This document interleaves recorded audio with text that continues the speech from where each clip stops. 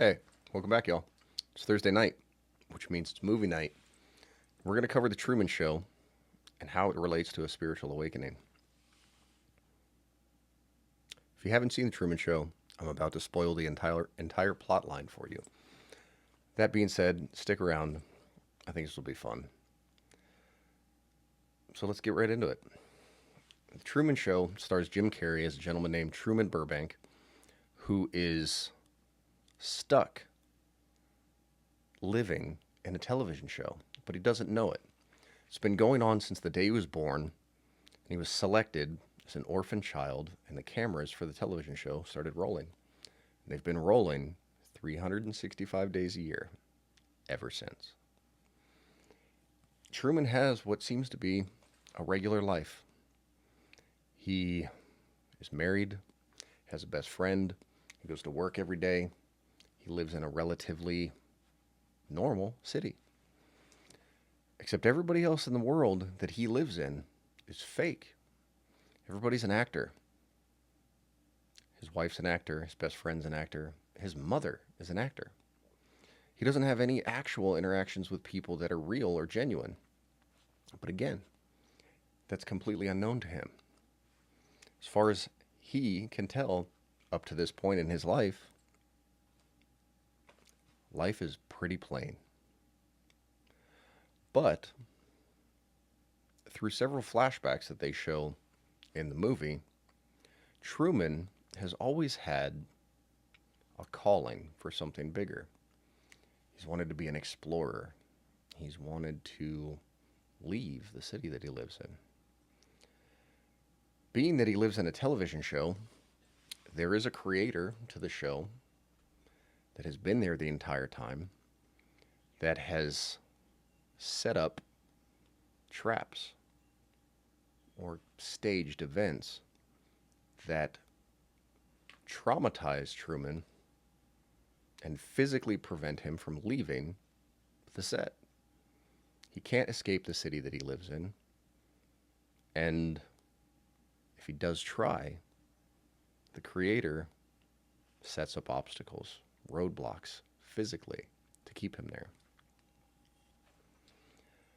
Truman experiences several things early in his life that hang in the back of his mind as reminders and answers, or at least nudges, to that inner knowing, that desire for something more. Now, those nudges, those little inklings of knowing there's more out there, are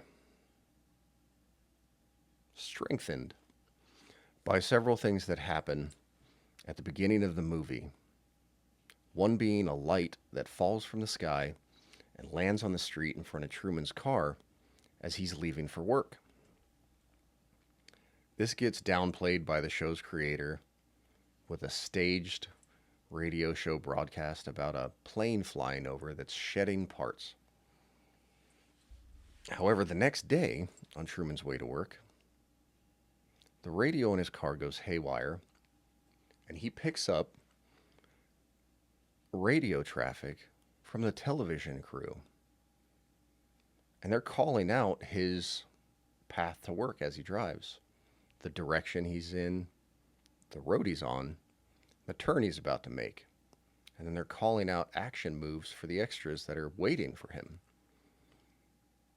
This throws him into a panic, a frenzy almost. And he doesn't go into his normal building where he works. Instead, he chooses to try something different and see what happens. He goes into the building next to his work, where he's never been before. He presses the button for an elevator door. It's not an elevator. It's a prop door that looks like an elevator door, and it opens, and he sees the television crew, or some of them, and a table with food on it. He's very quickly swept away by the security guard that works at the desk at the building he's just walked into. But now, these events have further solidified his inner knowing that something's not right. Now, he still doesn't know that it's all staged, but he's beginning to really think that something is going on that's keeping him there, or that's preventing him from doing things. He later tries to escape, only to be met by staged obstacles from the show's creator. First, he tries to leave by plane by booking with a travel agent. The travel agent can't get him out of the city for a month. He immediately goes to the bus station, buys a bus ticket, and gets on a bus. And the bus driver, who's an actor, not a bus driver, proceeds to grind all the gears on the transmission for the bus, and it can't leave. He goes home and gets into his own car, and later takes his wife, who's also an actor, out for a drive, because he's noticed some patterns that make everything seem very suspicious. So he takes her on a car drive, saying that they're going to leave the city. And he makes a turn onto a street which is immediately filled with vehicle traffic, blocking him from being able to move. It's gridlock traffic. He backs up, goes through a roundabout several times in a panic, in a frenzy, and says that they're just going to drive home instead. Turns onto the same street to be met with no traffic. All the cars that were there 30 seconds prior are gone. He then drives the car out towards the edge of the town. Drives it across a bridge over one of the only waterways that confine that city as an island, and then out towards the edge of the set. Now, he's made it further than he's ever made it before. And the television show creator then sets up a wildfire and a nuclear reactor meltdown to stop him from leaving. But then Truman's granted another breadcrumb. One of the actors at the nuclear reactor meltdown, a state trooper who Truman's never seen before, tells him, "You're welcome, Truman," which is almost like the straw that breaks the camel's back. And Truman gets out of the car and is now on foot. And he's running through a nuclear reactor meltdown at a power plant. None of that is real, obviously.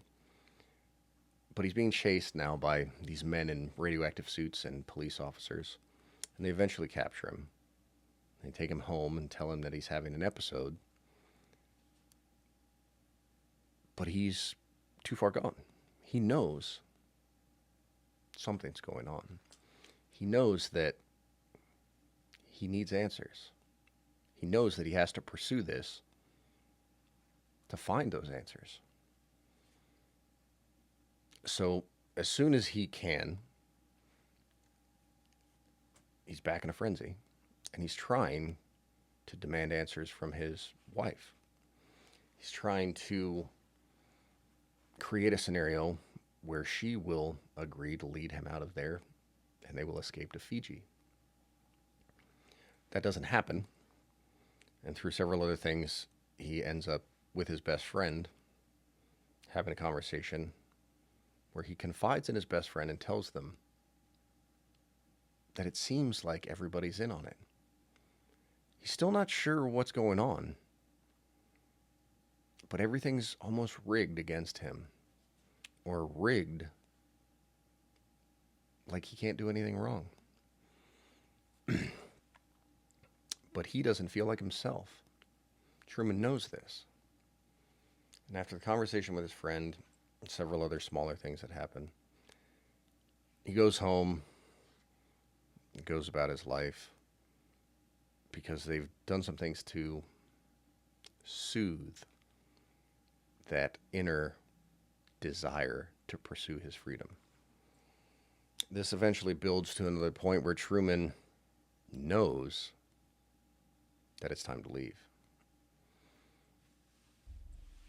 And he goes to leave. He manages to obscure a section of his basement to make it look like he's sleeping, and he sneaks out. And this is eventually discovered by the television show creator, and a manhunt ensues. And Truman is actually well on his way to escaping by sailboat across the ocean.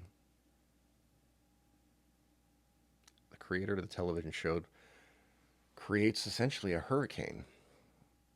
Incredibly choppy seas, wind gusts, rain, anything to prevent Truman from continuing to escape.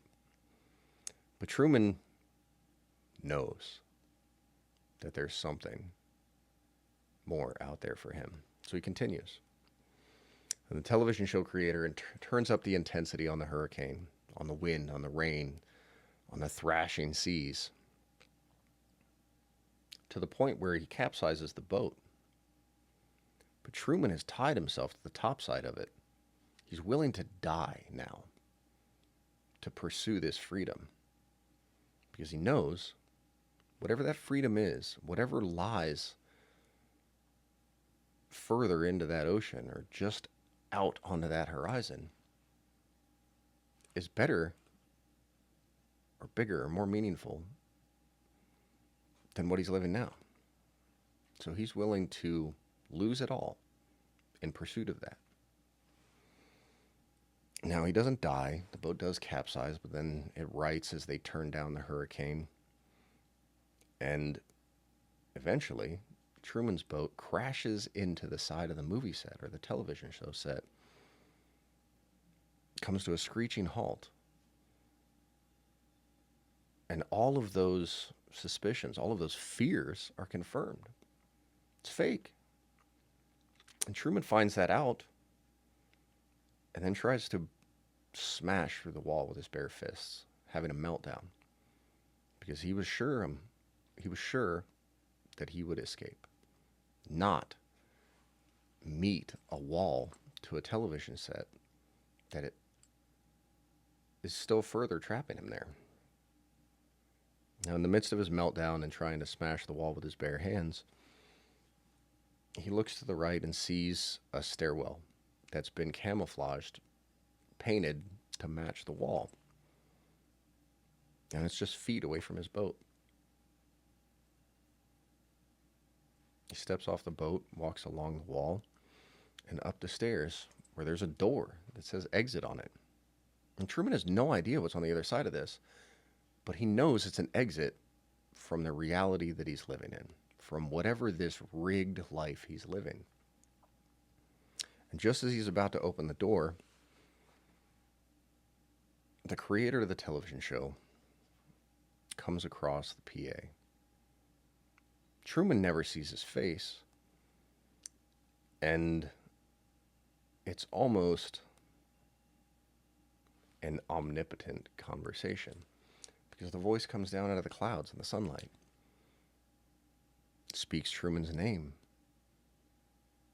tells Truman that it's been there with him the entire time, from birth, through integral memories in his childhood, and that it's made his life what it is, and explains that Truman is the star of the show and that he can't leave. This is all the confirmation that Truman needed, because now he has answers. He is living a fake life. He is confined to experiences and people and opportunities that are disingenuous. they're limiting him. He's not pursuing any happiness. He's living a life for the television show. And after being told that he can't leave, or that he won't do it by the creator, Truman steps through the door into a complete unknown, out into the regular world, not knowing at all what to get or what to expect. But he knows that it's not the life that he's leaving behind, and that's what's important. This is a very rough summary of the movie. However,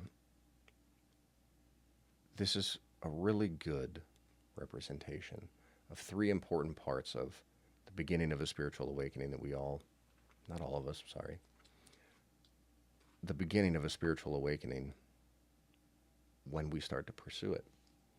And it begins with the initiation, some of it being this inner knowing or this calling that we have all along, telling us that there's more, there's better, there's purpose, there's something more than what we're living. And it's a portion of the initiation, but then there's also sometimes an event. Something happens that shakes up our world and then makes us start to question what's going on. If that really is it. Is there nothing more than where we're currently in? Is it in a state of misery? Is it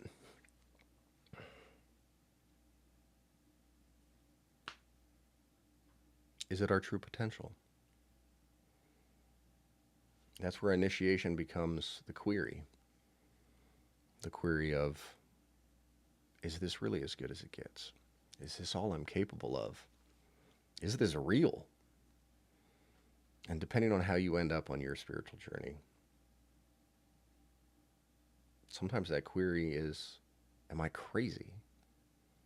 I know in mine, it was a query. Was I crazy?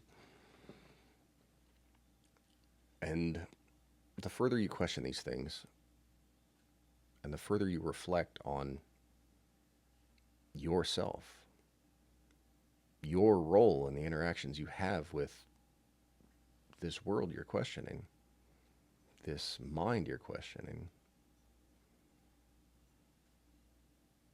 the more you pursue that, the more likely it is that you move into the next step of it for yourself, which would be your quest, which is your pursuit to find those answers and pursue that growth, that learning, that evolution to bring you into your best life, into your purpose or your potential. All three of these stages and everything beyond are met by and fought by our ego mind. Our ego mind is the creator of them. Everything that fights us in those processes is started in the ego mind. It tells us that we aren't worth what we believe we're worth. It tells us that we aren't capable of what we're capable of. It tells us that, sure, maybe we want to achieve something, but we're not good enough to do it. We're not smart enough. Or we already tried that once and blew up in our face. So it's just going to happen again. That ego mind is the creator of the television show in Truman's case. And he will do anything he can to keep Truman there. He will set up roadblocks. He will start wildfires. He will stage a nuclear reactor meltdown. Because without Truman, the creator doesn't exist. Because the show doesn't exist. And without us, confined to the fears that our ego creates for us, or keeps us trapped in, rather, without us being there, caged from our own growth, caged from our own purpose and potential,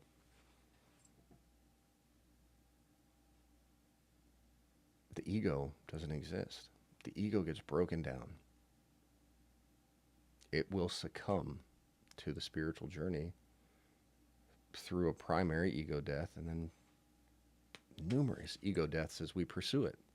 Our journey, that is. But the creator of the show is the parallel to our ego mind. And all those obstacles that the creator puts in place to keep Truman there are all the fears and doubts and worries, all the other emotions that we quit under the pressure of when we're not spiritually fit, when we are not living in our true potential, in our spirituality, and when we're not living in our worth, our own self-love.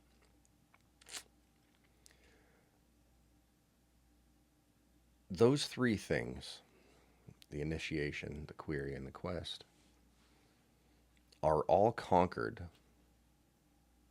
through our surrender to a faith that we know that inner knowing is right. And I'm not trying to oversimplify this. There's a lot of other nuanced things that go along with this, and depending on where you're at in your spiritual journey, whether it's the very beginning for you or you're in the later portion that's just the eternal evolution of that cycle, the early stages of it are made or broken by our ego.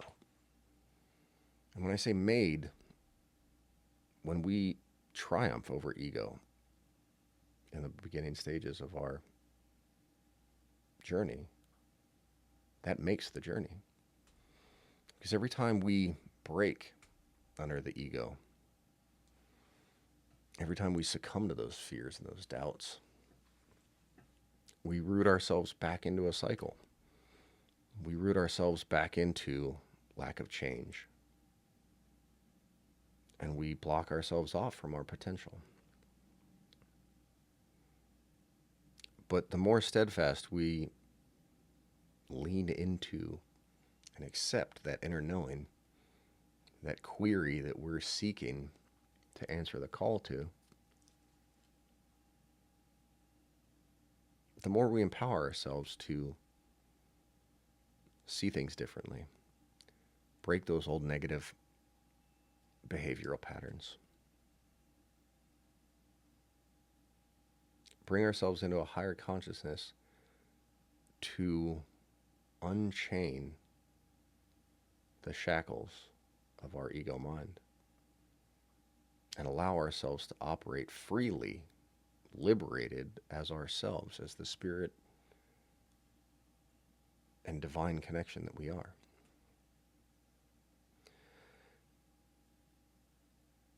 Normally, when I do a movie analogy like this, I say that there's something, like my Lord of the Rings analogies, you can become your Gandalf the White. Well, in this case, you can liberate yourself like Truman.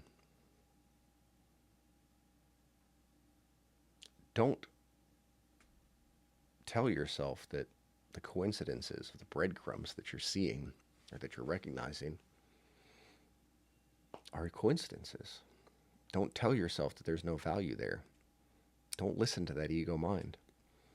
Because all of those things that you're seeing or wondering about, starting to recognize for exactly what they are, small signs that there's bigger and better and happier out there for you. Those are there for a reason. You are not meant to live in that cycle. You are not meant to live in that life. But you will have to break the shackles of the ego mind and free yourself. Now, those three stages are not the only stages within a spiritual awakening. Depending on where you're referencing or who you're speaking to, I've seen as few as 4, as many as 20. It, it's just, it's subjective to however you're taught, however you teach yourself, or however equates to your timeline better, to your situation. So, that being said, Truman being trapped in a television show for 30 years of his life, completely unknown to him, thinking that he's living the same life as everybody else, in the same places, doing the same things. That's a direct reflection or a direct mirror of what our lives become when we don't listen to the calling, and when we don't try to break out of the shackles of our ego mind and unlock the potential that we have to whatever options or whatever possibilities in our life that we feel we're aligned with. Truman eventually steps out into the world of infinite possibilities that we never get an answer to. We don't ever know what happens to him out there. And when we go into our spiritual awakening, the more we pursue it, it becomes very obvious to us that we have to be very comfortable with the unknown. But the pursuit of the unknown is part of the beauty of what we're doing. Because if we know all the outcomes, if we know what's best for us all the time, then we're not awakened. We're not in our higher consciousness. We're not breaking out of that cage. Because then we're still living in ego. And as terrifying as it may be to pursue it and push yourself to the brink of that cage, those limitations, it's dark. It's unhappy sometimes. It's incredibly isolating. But on the other side, it's an infinite number of potentially beautiful unknowns. And the only thing that we do know is that it's better than where we started. It's free from any limitations we set for ourselves. So although Truman's journey is not about spiritual awakening, and it's just about his personal freedom, we can apply all those scenarios to some of the portions of what our spiritual awakening starts as and what the journey can be like. And if we apply an analogy to it from a movie, because that works for me sometimes, liberate yourself like Truman. Push past all your obstacles. Get scared. Get uncomfortable. Get curious. And go for it. Because if all we know is that what we're presently living is not our calling, and we still have that little nudge telling us that there's more out there,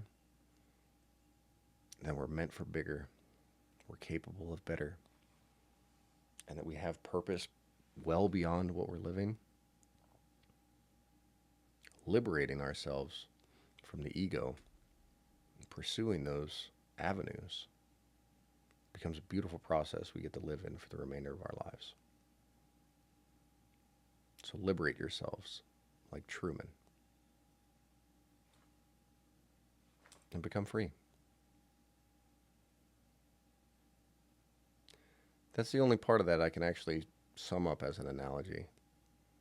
Your liberation, like Truman, is your spiritual awakening. And it won't be 3 stages. And it won't be an hour and a half long like the movie.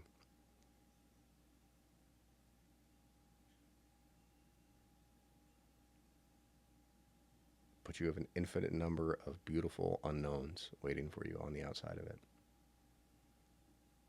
Just outside the movie set that your ego has created for you, that you're stuck in. The finite cage of existence that our ego will stick us in.